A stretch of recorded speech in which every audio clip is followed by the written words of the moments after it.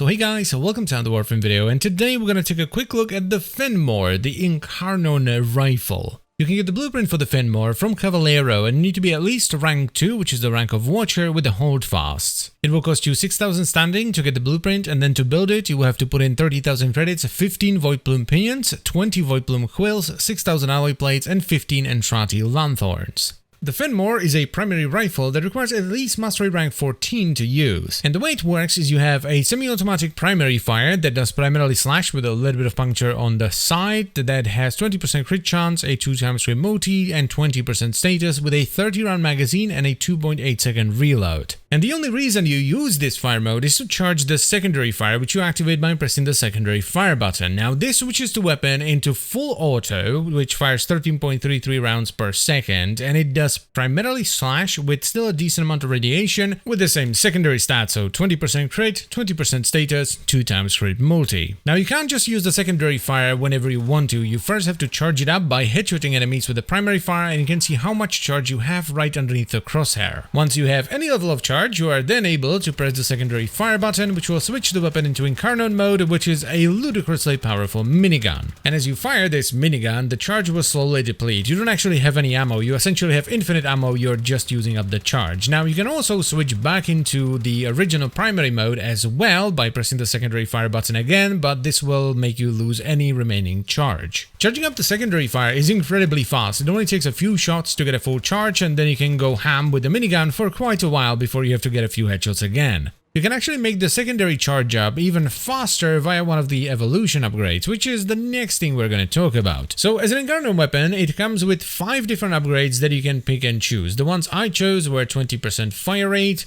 50% mag capacity, this one is a bit meh, and then we have a wombo combo at the end, plus 20% status, minus 10% crit, and 50% chance to deal plus 2000% damage on a non-critical hit. Now you of course don't have to choose these upgrades in particular, these are just the ones that I felt were the best because you have a choice of 3 upgrades per tier. And the way you unlock these is by just doing stuff with the weapon. The first one is unlocked by killing 100 enemies, the second one is unlocked by killing 8 Eximus with the incarnate fire mode or the secondary fire mode. The third one requires you to land 20 headshots on a Void Angel with the primary fire without reloading. The fourth one requires you to close 12 raptures in Void Flood. And the fifth one is honestly kind of dumb because it requires you to finish a solo mission with an incarnate weapon equipped in each slot. So yes, if you want to get the maximum out of these weapons, or you know, the best upgrades for them, you need to get and build all 3 of them. Now the build is honestly pretty straightforward. We get some damage with Serration, a bunch of multi-shot via Galvanized Chamber and Vigilante armaments, then we put on Fanged Fusillade for a bunch of slash so that slash procs more often. We then run Prime Threat for a bunch of fire rate and punch through, and we top it off with Galvanized Aptitude for a bunch of extra stages, as well as Rhyme Round and Malignant Force for viral. Now one thing I kind of want to point out here is that if you're using the secondary fire, it is best to fire in short bursts rather than continuously hold down the fire button, because as you do so, the fire rate slowly dies down, though it doesn't really matter because the weapon does such ludicrous damage that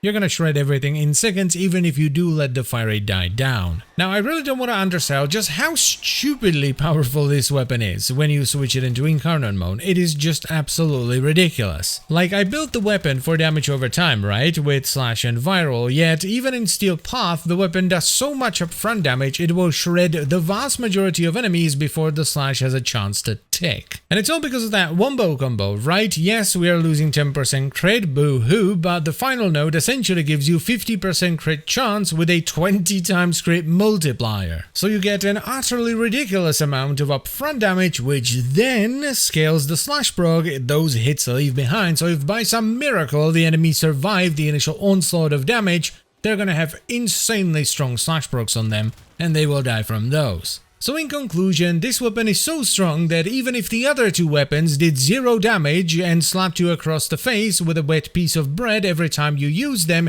you should still go and get them just so you can evolve this one to its final form. And as always guys, I thank you very much for watching, I hope you have enjoyed the video and found it helpful, and I'll see you next time.